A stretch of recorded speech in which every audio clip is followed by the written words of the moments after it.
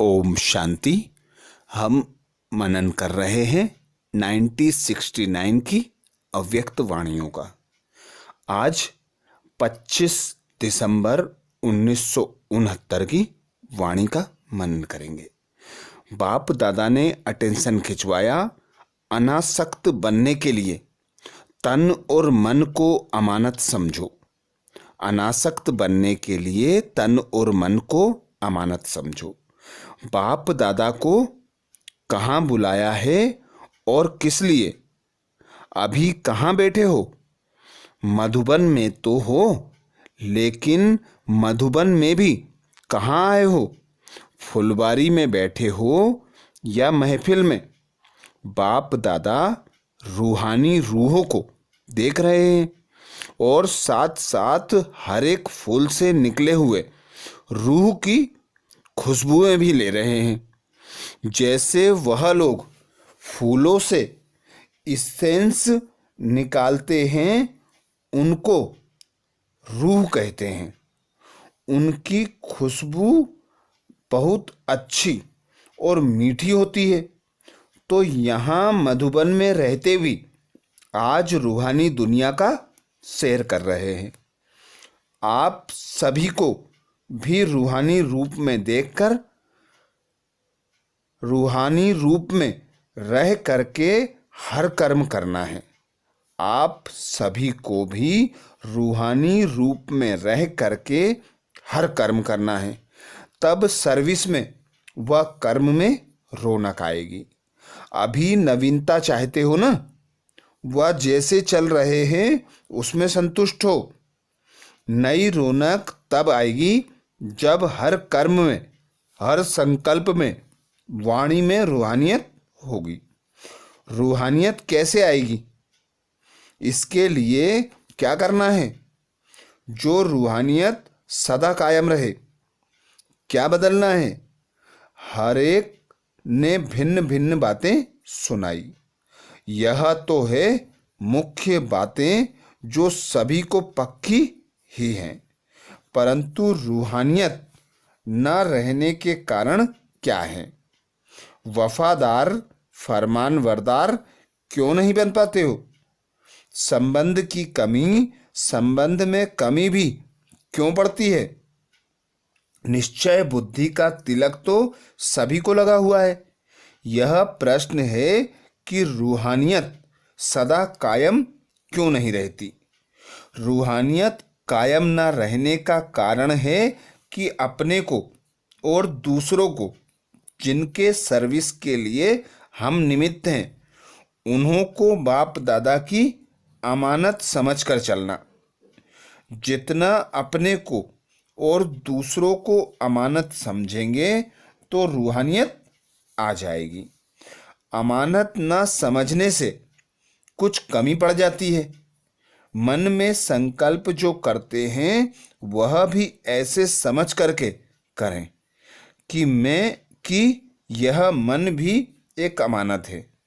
इस अमानत में खियानत नहीं डालनी है।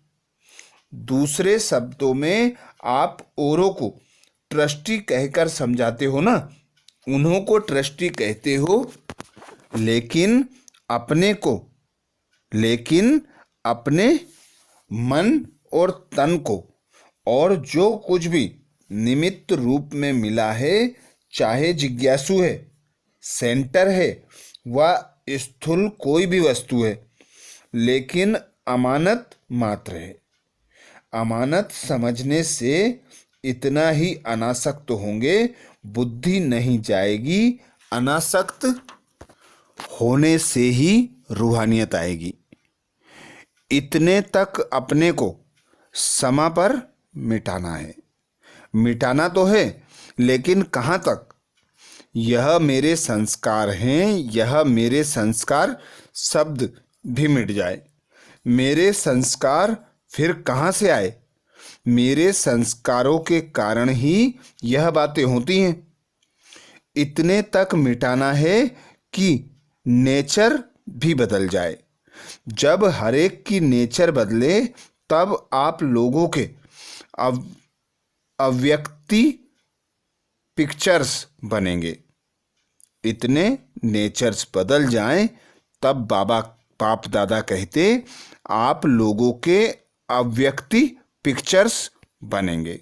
संगम युग की संपूर्ण स्टेज की पिक्चर क्या है? फरिश्ते में क्या विशेषता होती है? एक तो बिल्कुल हल्कापन होता है।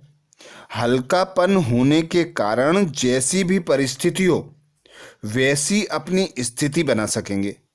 जो भारी होते हैं वह कैसी भी परिस्थिति में अपने को सेंट नहीं कर सकेंगे। तो फरिश्ते की मुख्य विशेषता हुई कि वह सभी बातों में हल्के होंगे, संकल्पों में भी हल्के, वाणी में भी हल्के, और कर्म में भी हल्के, और संबंध में भी हल्के। इन 4 बातों में हल्कापन है तो फरिश्ते की अवस्था है।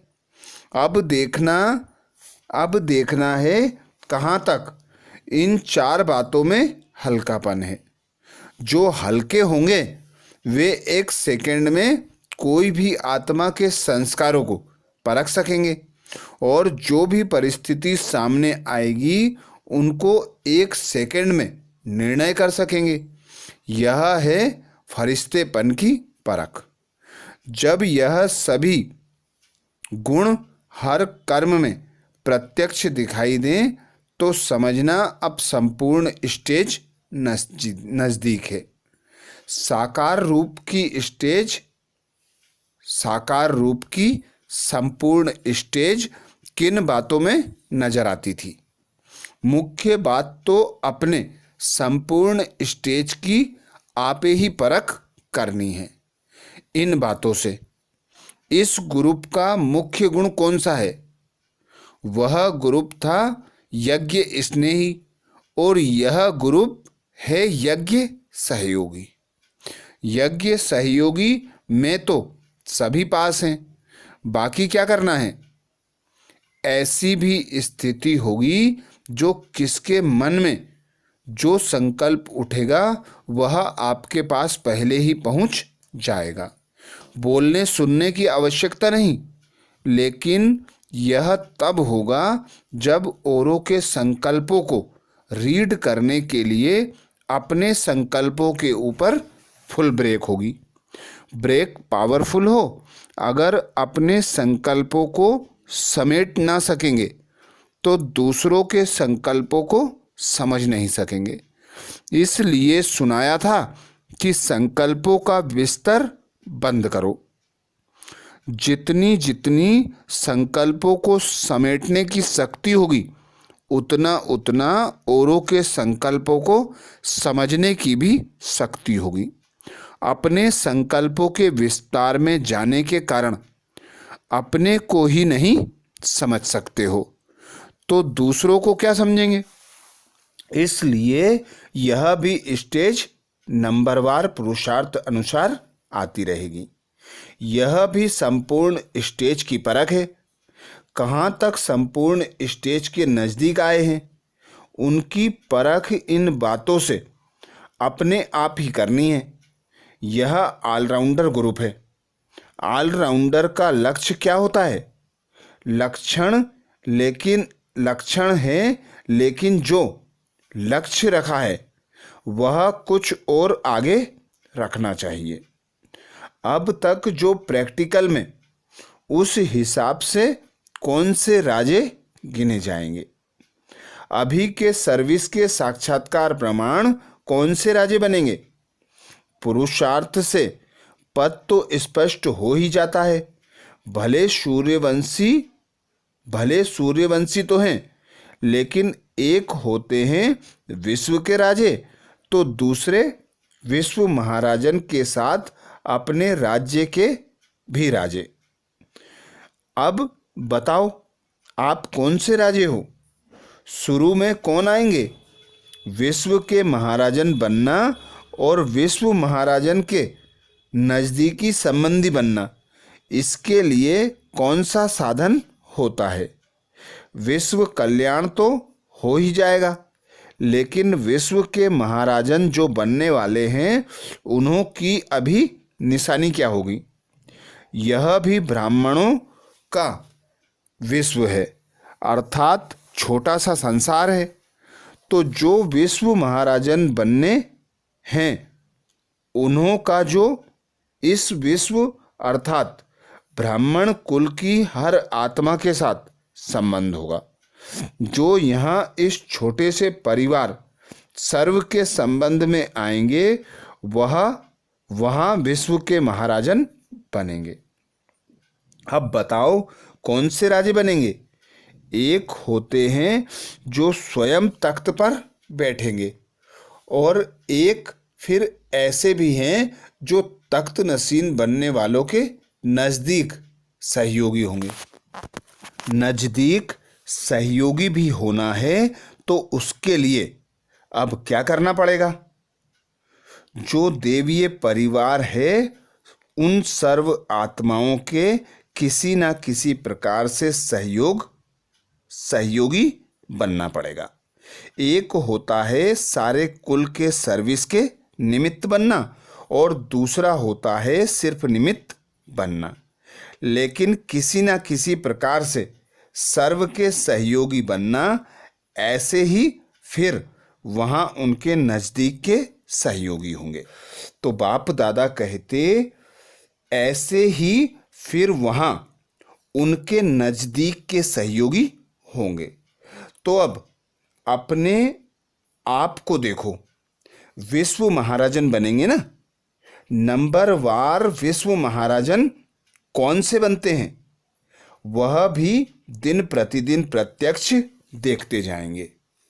ऐसे नहीं कि अभी नहीं बन सकते, अभी भी जंप दे सकते हैं।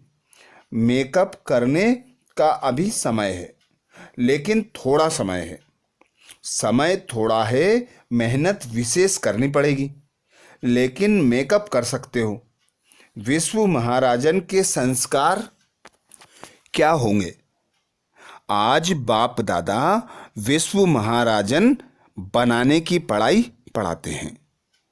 उसके संस्कार क्या होंगे? जैसे बाप सर्व के स्नेही और सर्व उनके स्नेही, यह प्रैक्टिकल में देखा ना। ऐसे एक एक के अंदर से उनके प्रति स्नेह के फूल बरसेंगे। जब स्नेह के फूल यहाँ बरसेंगे, तब इतने जड़ चित्रों पर भी फूल बरसेंगे। तो यहाँ भी अपने को देखो कि मुझ आत्मा के ऊपर कितने स्नेह के पुष्पों की वर्षा हो रही है। वह छिप नहीं सकेंगे। जितने स्नेह के पुष्प, उतने द्वापर में पूजा के पुष्प चढ़ेंगे। कहाँ कहाँ कोई पुष्प चढ़ाने के लिए कभी कभी जाते हैं, और कहाँ तो रोज और बहुत पुष्पों की वर्षा होती है। मालूम है इसका कारण क्या है? तो यही लक्ष्य रखो कि सर्व के स्नेह के पुष्प के पात्र बनो। स्नेह कैसे मिलता है?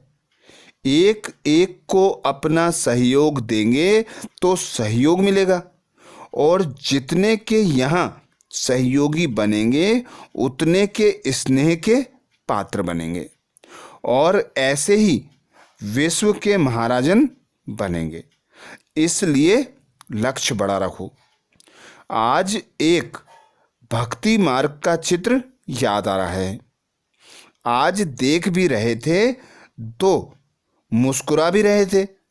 देख रहे थे, अंगुली देने वाले तो है ना, अंगुली दी भी है, वह देनी है। बाप दादा पूछे, अंगुली दी भी है या देनी है? कहाँ तक अंगुली पहुँचती है? अगर अंगुली देनी है तो इसका मतलब है जहाँ तक अंगुली पहुँची है वहाँ तक नहीं दी है। पहाड़ उठा नहीं है, क्यों? इतना भारी है क्या? इतनों की उंगली भी मिल गई है, फिर भी पहाड़ क्यों नहीं उठता? कल्प पहले का जो यादगार है, वह सफल तब हुआ है जब सभी का संगठित रूप से बल मिला है। इसलिए थोड़ा उठता है फिर बैठ जाता है। हर एक अपनी अपनी उंगली लगा रहे हैं, परंतु अब आवश्यकता है संगठित रूप में। स्वयं की उंगली दी है, लेकिन अब संगठन में शक्ति तब भरेगी जब वह बल आएगा। अब शक्ति दल की प्रत्यक्षता होनी है। सभी फूल तो बने हैं, लेकिन अब गुलदस्ते में संगठित रूप में आना है। सभी अभी कोई पुष्प कहाँ कहाँ अपनी रंगत दिखा रहे हैं, कोई अपनी खुशबू दे रहा है, कोई अपना रूप दिखा रहा है। लेकिन रूप, रंग, खुशबू जब सब प्रकार के गुलदस्ते के रूप में आ जाएंगे तब दुनिया के आगे प्रत्यक्ष होंगे। अब ऐसा प्लेन बनाओ जो संगठित रूप में कोई नवीनता दुनिया के आगे दिखाओ। एक एक अलग होने के कारण मेहनत भी ज़्यादा करनी पड़ती है, लेकिन संगठन में मेहनत कम, सफलता जास्ती होगी। जब संगम युग के संगठन को सफल बनाएंगे तब सर्विस की सफलता होगी। योग्यताएं सभी हैं, योग्यताएं सभी हैं, लेकिन योजना तक रह जाती है। अब अपनी योग्यताओं से औरों को भी बाप के समीप लाने योग्य बनाओ। यह जो ग्रुप है, यह है आत्माओं के संबंध जुड़वाने की नींव डालने वाला। जैसी नींव डालेंगे वैसे ही उन्हों की आगे जीवन बनेगी। सभी बातों में जितना खुद मजबूत होंगे उतना अनेक की नींव मजबूत डाल सकेंगे। जितनी अपने में सर्व क्वालिफिकेशन होगी ऐसी ही क्वालिटी आएगी। अगर अपने में क्वालिफिकेशन कम है तो क्वालिटी भी कम आएगी। इसलिए ऐसे समझो कि हम सभी नींव डालने वाले हैं। अपनी क्वालिफिकेशन से ही क्वालिटी आएगी। आप समान तब बना सकेंगे जब बाप दादा के गुणों की समानता अपने में लाएंगे। तो ये थी 1969 की अव्यक्त वाणी, जिसमें बाप दादा ने विशेष बात हम बच्चों को सुनाई। रूहानियत कायम ना रहने के कारण यह है कि अपने को और दूसरों को जिनके सर्विस के लिए हम निमित्त हूँ, उन्हों को बाप दादा की अमानत समझकर चलना है। जितना अपने को और दूसरों को अमानत समझेंगे तो रूहानियत आएगी। अमानत न समझने से कुछ कमी पड़ जाती है। मन में संकल्प जो करते हैं वह भी ऐसे समझ करके करें कि यह मन भी एक अमानत है। इस अमानत में खयानत नहीं डालनी है। दूसरे शब्दों में आप औरों को ट्रस्टी कहकर समझाते हो ना, इन्हों को ट्रस्टी कहते हो, लेकिन अपने मन और तन को और जो कुछ निमित्त रूप में मिला है, चाहे जिज्ञासु है, सेंटर है व स्थूल कोई भी वस्तु है, लेकिन अमानत मात्र है। अमानत समझने से इतना ही अनासक्त होंगे, बुद्धि नहीं जाएगी। तो ये थी अव्यक्त वाणी 1969 12 दिसंबर की। सभी वाणियाँ प्राप्त करने के लिए प्लेलिस्ट में आप जा सकते हैं और अन्य सनों की अव्यक्त वाणियों के लिए बाबा के चैनल को सब्सक्राइब करें। अच्छा, ओम शांति।